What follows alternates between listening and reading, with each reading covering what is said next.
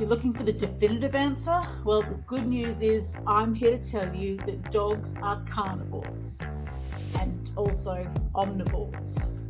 And kind of neither and both.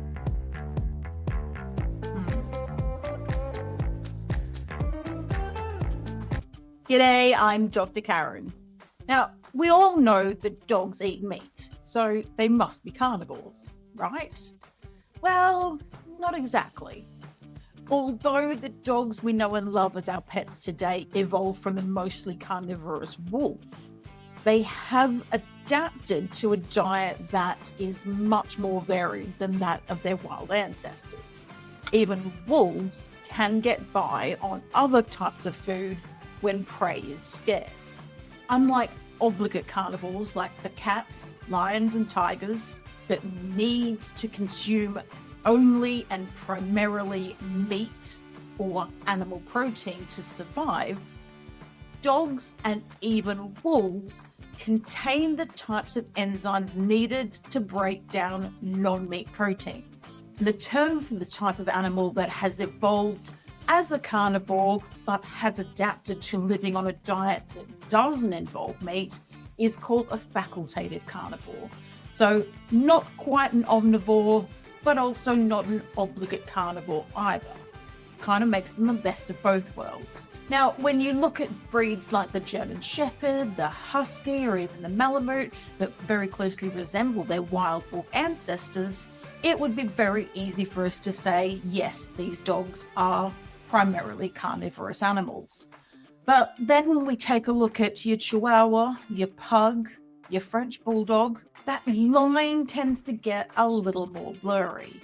The argument that this is a primarily carnivorous species gets a little bit thin. And I think what that largely comes down to is how far each dog is removed from their wild genetics. If we are looking at some of the dogs that are much more physiologically and anatomically similar to wild dogs, then it's pretty fair to assume that their digestive tracts are probably in a similar level of development. In that, yes, they certainly eat a large proportion of meat, but they have adapted to being able to eat non-meat foods, like carbohydrates, grains, fruit and vegetables that we see included in dog foods these days.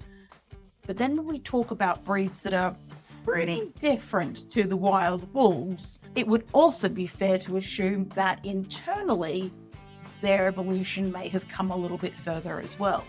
Let's face it, the domestic dog evolved alongside humans, and that meant developing physically and psychologically to match with what we were doing. And that very much changed their lifestyle and their diet. So ultimately, dogs following humans that ate a largely meat-based diet are going to be well adapted to a similar type of food. Meanwhile, dogs that have spent more time in the presence of humans that were eating more of a plant-based diet are going to have, over time, become better adapted to those types of ingredients. So the question of whether or not dogs are carnivores, facultative carnivores, or omnivores isn't as simple as you might imagine. When it comes to cats and felines, they simply do not have the digestive enzymes required to break down non-animal proteins into what they need to survive. When it comes to animals like the dog, it is certainly possible to feed them a plant-based diet as long as you're being really careful. The most important thing is that your dog is getting the full array of nutrients that it requires in the right values, in the right format. And yes, that can happen with the exclusion of meat from their diet. It is possible and has even been found in some studies to be beneficial to their health and longevity. But like with any human diet as well, doing it the wrong way can be devastating.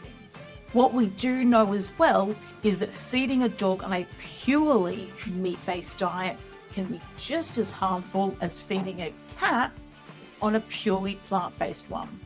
we're still not hitting all of the food groups that we need to be including in their diet because of the way they have evolved and developed over several thousand years. So basing your dog's diet on that of a wolf isn't necessarily the right thing to do. After all, he might think of himself as being a fearsome wolf, but his diet doesn't need to be like one. If you have any questions about your dog's diet or anything else health related, head on over to pangovet.com and you can make an appointment to speak with a vet from the comfort of your own home. Got your own burning question? Go to askavet.dogster.com. You ask it, we'll answer it. Or to speak to a vet one-on-one, go to pangovet.com to make an appointment for an online consultation.